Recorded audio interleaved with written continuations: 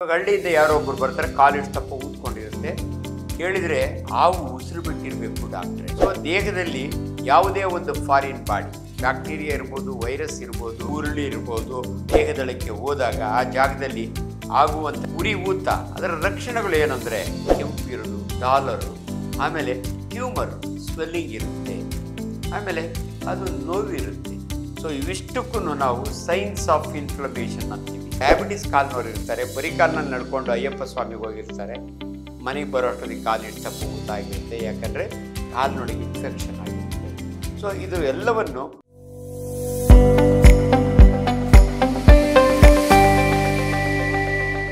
ನಮಸ್ಕಾರ, ಡಾಕ್ಟರ್ ಆಂಜನಪ್ಪ. ವೈದ್ಯರು ಭಾಳ ಸಾರಿ ಒಂದು ಪದ ಯೂಸ್ ಮಾಡ್ತಾರೆ, ಇನ್ಫ್ಲಮೇಷನ್, ಇನ್ಫ್ಲೇಮ್ ಆಗಿದೆ ಅಂತ. ಹಂಗಂದರೆ ಏನು ಡಾಕ್ಟ್ರ್ ಅಂದರೆ ಅದರ ಹೆಸರು ಕನ್ನಡದಲ್ಲಿ ಉರಿಬಾವು ಅಥವಾ ಉರಿ ಊತ. ಇವಾಗ ಹಳ್ಳಿಯಿಂದ ಯಾರೋ ಒಬ್ಬರು ಬರ್ತಾರೆ, ಕಾಲಿಟ್ಟು ತಪ್ಪ ಊದ್ಕೊಂಡಿರುತ್ತೆ. ಕೇಳಿದರೆ ಹಾವು ಉಸಿರು ಬಿಟ್ಟಿರಬೇಕು ಡಾಕ್ಟ್ರೇ ಅಂತ ಹೇಳ್ತಾರೆ. ಅಥವಾ ಇನ್ನೊಬ್ರು ಯಾರೋ ಮುಳ್ಳು ತುಳಿದಿರ್ತಾರೆ, 2 ದಿನ ಅವರೇ ಏನೋ ಟ್ರೈ ಮಾಡ್ತಾರೆ, ನಾಟಿ ಔಷಧಿ ಹಾಕ್ತಾರೆ, ಕಳ್ಳಿ ಹಾಲು ಹಾಕ್ತಾರೆ. ಆದರೆ 3 ದಿನ ಆದಮೇಲೆ ನಮ್ಮ ಹಾಸ್ಪಿಟ್ಲಿಗೆ ಬರ್ತಾರೆ, ಕಾಲಿಷ್ಟು ತಪ್ಪ ಊದ್ಕೊಂಡಿರುತ್ತೆ. ಕೆಲವು ಸಮಯ ನಾವೇ ಇಂಜೆಕ್ಷನ್ ಕೊಟ್ಟಿರ್ತೀವಿ ಗ್ಲೂಟಿಯಲ್ ರೀಜನ್ನಲ್ಲಿ, ಕುಂಡಿಯಲ್ಲಿ. 3 ದಿನ ಆದಮೇಲೆ ಇಷ್ಟಪ್ಪ ಊದ್ಕೊಂಡಿರುತ್ತೆ. ಇವೆಲ್ಲವನ್ನು ನಮ್ಮ ಭಾಷೆಯಲ್ಲಿ ಇನ್ಫ್ಲಮೇಷನ್ ಅಂತೀವಿ. ಹಂಗಂದರೆ ಏನದು, ಒಳ್ಳೆಯದಾ ಕೆಟ್ಟದ್ದಾ? ಸೊ ದೇಹದಲ್ಲಿ ಯಾವುದೇ ಒಂದು ಫಾರಿನ್ ಬಾಡಿ, ಬ್ಯಾಕ್ಟೀರಿಯಾ ಇರ್ಬೋದು, ವೈರಸ್ ಇರ್ಬೋದು, ಮುರುಳಿ ಇರ್ಬೋದು, ಹಾವಿನ ವಿಷ ಇರ್ಬೋದು, ದೇಹದೊಳಕ್ಕೆ ಹೋದಾಗ ಆ ಜಾಗದಲ್ಲಿ ಆಗುವಂಥ ರಿಯಾಕ್ಷನ್ನ ನಾವು ಇನ್ಫ್ಲಮೇಷನ್ ಅಂತೀವಿ. ಇದು ಒಳ್ಳೆಯದೋ ಕೆಟ್ಟದೋ? ಡೆಫಿನೆಟ್ಲಿ ಒಳ್ಳೆಯದು. ಯಾಕಂದರೆ ಉರಿ ಊತ, ಅದರ ಲಕ್ಷಣಗಳು ಏನಂದರೆ ಭಾಳ ಸಿಂಪಲ್. ನಾವು ಮೆಡಿಕಲ್ ಕಾಲೇಜ್ನಲ್ಲಿ ಪಾಠ ಹೇಳೋವಾಗ 4 ಪದ ಯೂಸ್ ಮಾಡ್ತೀವಿ. ರೂಬರ್, ಡಾಲರ್, ಕ್ಯಾಲರ್, ಟ್ಯೂಮರ್ ಅಂತೀವಿ ನಾವು. ರೂಬರ್ ಅಂದರೆ ರೆಡ್ನೆಸ್ಸು, ಕೆಂಪಗಾಗ್ಬಿಟ್ಟಿರ್ತದೆ, ಚರ್ಮ ಎಲ್ಲ ಶೈನಿಂಗು. ಡಾಲರ್ ಮುಟ್ಟಿದರೆ ಪೇಯ್ನ್ ಆಗುತ್ತೆ, ಅದನ್ನು ಡಾಲರ್ ಅಂತೀವಿ. ರೂಬರ್ ಅಂದರೆ ಕೆಂಪು ಇರೋದು, ಡಾಲರು. ಆಮೇಲೆ ಟ್ಯೂಮರ್ ಸ್ವೆಲ್ಲಿಂಗ್ ಇರುತ್ತೆ, ಆಮೇಲೆ ಅದು ನೋವಿರುತ್ತೆ. ಸೊ ಇವಿಷ್ಟಕ್ಕೂ ನಾವು ಸೈನ್ಸ್ ಆಫ್ ಇನ್ಫ್ಲಮೇಷನ್ ಅಂತೀವಿ. ಉರಿ ಊತದ ಲಕ್ಷಣಗಳು ಊತ ಬಂದಿರೋದು, ಕೆಂಪಿಗಿರೋದು, ಬೆಚ್ಚಗಿರೋದು ಅಂಡ್ ನೋವಾಗೋದು, ಇವಿಷ್ಟು ಕೂಡ ಉರಿ. ಯಾಕೆ ಹಂಗಾಯಿತು ಅಂದರೆ ನಮ್ಮ ದೇಹದಲ್ಲಿ ಇಮ್ಯುನಿಟಿ ಇರುತ್ತೆ, ನಮ್ಮ ದೇಹಕ್ಕೆ ಗೊತ್ತಾಗುತ್ತೆ ಏನೋ ಅಲ್ಲಿ ತೊಂದರೆ ಆಗಿದೆ ಅಂತ. ಆಗ ನಮ್ಮ WBCs ಜಾಸ್ತಿ ಬರ್ತವೆ. ಈ WBCs ಅಂದರೆ ಸೋಲ್ಜರ್ಸ್ ಆಫ್ ಅವರ್ ಬಾಡಿ. ಅವು ಜಾಸ್ತಿ ಬರಬೇಕು ಅಂದರೆ ರಕ್ತ ಪರಿಚಲನೆ ಜಾಸ್ತಿ ಆಗಬೇಕು. ಸೈಟೋಕೈನ್ಸ್ ಅಂತ ಇರ್ತವೆ, ಅವೆಲ್ಲ ರಿಲೀಸ್ ಆದಾಗೆ ಆ ಜಾಗಕ್ಕೆ ತುಂಬ ಬ್ಲಡ್ ಬರುತ್ತೆ. ಆ ಕೆಪಿಲರಿ ಒಳಗಿಂದ WBC ಈಚೆ ಬರ್ತವೆ, ಆ ಫಾರಿನ್ ಬಾಡಿನೆಲ್ಲ ಡೆಸ್ಟ್ರಾಯ್ ಮಾಡ್ತವೆ. ಬ್ಯಾಕ್ಟೀರಿಯಾ ಇದ್ದರೆ ಇದಾಗುತ್ತೆ. ಇವಾಗ ಯಾರೋ ಡಯಾಬಿಟಿಸ್ ಕಾಲ್ನವ್ರು ಇರ್ತಾರೆ, ಬರೀ ಕಾಲ್ನಲ್ಲಿ ನಡ್ಕೊಂಡು ಅಯ್ಯಪ್ಪ ಸ್ವಾಮಿಗೆ ಹೋಗಿರ್ತಾರೆ, ಮನೆಗೆ ಬರೋಷ್ಟೊತ್ತಿಗೆ ಕಾಲಿಟ್ಟು ತಪ್ಪ ಊತ ಆಗಿರುತ್ತೆ, ಯಾಕಂದರೆ ಕಾಲಿನೊಳಗೆ ಇನ್ಫೆಕ್ಷನ್ ಆಗಿರುತ್ತೆ. ಸೊ ಇದು ಎಲ್ಲವನ್ನು ಅಕ್ಯೂಟ್ ಇನ್ಫ್ಲಮೇಷನ್ ಅಂತೀವಿ.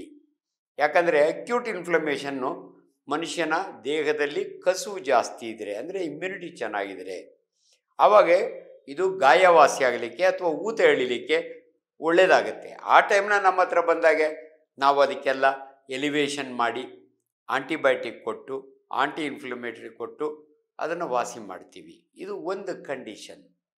ಇನ್ನು ಕೆಲವರಿಗೆ ಕ್ರಾನಿಕ್ ಇನ್ಫ್ಲಮೇಷನ್ ಅಂದರೆ ಭಾಳ ದಿನದಿಂದ ಉರಿ ಊತ. ಸಿಂಪಲ್ ಎಕ್ಸಾಂಪಲ್ ಅಂದರೆ ಜಾಯಿಂಟ್ಗಳು ಊದ್ಕೋತವೆ. ರುಮಟಾಯ್ಡ್ ಆರ್ಥ್ರೈಟಿಸ್ ನೀವು ಕೇಳಿರ್ತೀರಿ, ರುಮಟಾಯ್ಡ್ ಆರ್ಥ್ರೈಟಿಸು. ಇಂಥ ಕಾಯಿಲೆಗಳು ಅಲ್ಲೂ ಕೂಡ ಉರಿ ಊತ ಇರುತ್ತೆ, ಆದರೆ ವರ್ಷಾನುಗಟ್ಟಲೆ ಇರುತ್ತೆ. ಇದನ್ನು ಕ್ರಾನಿಕ್ ಇನ್ಫ್ಲಮೇಷನ್ ಅಂತೀವಿ. ಆ ಸಮಯದಲ್ಲಿ ಅದು ಬೇಗ ವಾಸಿ ಆಗಲ್ಲ. ಜಾಯಿಂಟ್ ಆರ್ಥ್ರೈಟಿಸ್ ಬಂದಿರುತ್ತೆ, ಬೇಗ ವಾಸಿ ಆಗಲ್ಲ. ಇವೆಲ್ಲ ಕ್ರಾನಿಕ್. ಇದು ಅಂಥ ಸಮಯದಲ್ಲಿ ನೀವು ಕನ್ಸರ್ನ್ ಸ್ಪೆಷಲಿಸ್ಟ್, ರುಮಟಾಲಜಿಸ್ಟ್ ಇರ್ತಾರೆ, ಆರ್ಥೋಪೆಡಿಕ್ ಸರ್ಜನ್ ಇರ್ತಾರೆ, ಅಥವಾ ನಾವು ಜನರಲ್ ಸರ್ಜನ್ಸ್ ಇರ್ತೀವಿ. ನೀವು ಅವ್ರ ಹತ್ರ ಹೋದರೆ ಅದಕ್ಕೆ ಏನು ಕಾರಣ, ಯಾಕೆ ಅಂತ ಹೇಳಿ ಅದಕ್ಕೆ ಟ್ರೀಟ್ಮೆಂಟ್ ಕೊಡ್ಬೋದು. ಸೊ ನಿಮಗೆ ಸರಳವಾಗಿ ಹೇಳಬೇಕು ಅಂದರೆ, ಯಾರೋ ಕಪಾಳಕ್ಕೆ ಹೊಡೆದಿರ್ತಾರೆ, ಇಷ್ಟಪ್ಪ ಊದ್ಕೋತದೆ, ಎಲ್ಲೋ ಬಿದ್ದಿರ್ತೀರಿ, ಇಷ್ಟಪ್ಪ ಊದ್ಕೊಂಡಿರುತ್ತೆ. ಗಾಬರಿ ಆಗಬೇಡಿ. ಯಾಕೆ ಊದ್ಕೊಳ್ಳುತ್ತೆ ಅಂದರೆ ರಕ್ತ ಹೊರಗಡೆ ಬರುತ್ತೆ, ಅಂದರೆ ಬ್ಲಡ್ ವೆಸಲ್ ರಪ್ಚರ್ ಆಗಿ ಹೆಮೆಟೋಮಾ ಅಂದರೆ blood outside the blood vessel. So ಅದನ್ನು ಹೆಮೆಟೋಮಾ.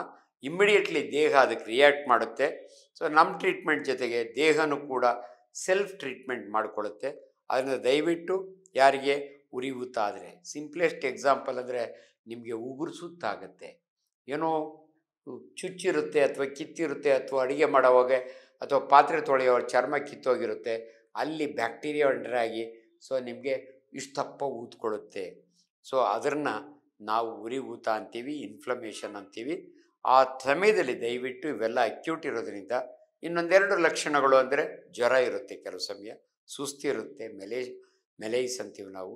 ಇವೆಲ್ಲವಕ್ಕೂ ಕೂಡ important treatment immediate antibiotics, rest the part. So ಇವನ್ನ ಜ್ಞಾಪಕದಲ್ಲಿಟ್ಕೊಂಡಿರಿ. ಸೊ ನಾನು ಹೇಳ್ದಂಗೆ ಆವಾಗಲೇ ಮತ್ತೆ ರಿಪೀಟ್ ಮಾಡ್ತೀನಿ, ನಿಮ್ಗೆ ಏನೇನು ಇರುತ್ತೆ ಅಂದರೆ ರುಬರ್ ಇಷ್ಟಪ್ಪ ಕೆಂಪು ಕಾಣುತ್ತೆ, ಡಾಲರ್ ಅಂದರೆ pain, tumour, rubor, dolor, calor tumour ಅಂತೀವಿ, ಅದು ರೋಗ ಲಕ್ಷಣಗಳು. It is very very important. Thank you. Latest ಹಾಗೂ ಇಂಟ್ರೆಸ್ಟಿಂಗ್ ಸುದ್ದಿಗಳಿಗಾಗಿ ಬಾಸ್ ಟಿವಿ ಕನ್ನಡ ಚಾನೆಲ್ನ ಸಬ್ಸ್ಕ್ರೈಬ್ ಮಾಡಿ, ಹಾಗೆಯೇ ಬೆಲ್ ಐಕಾನ್ ಪ್ರೆಸ್ ಮಾಡಿ.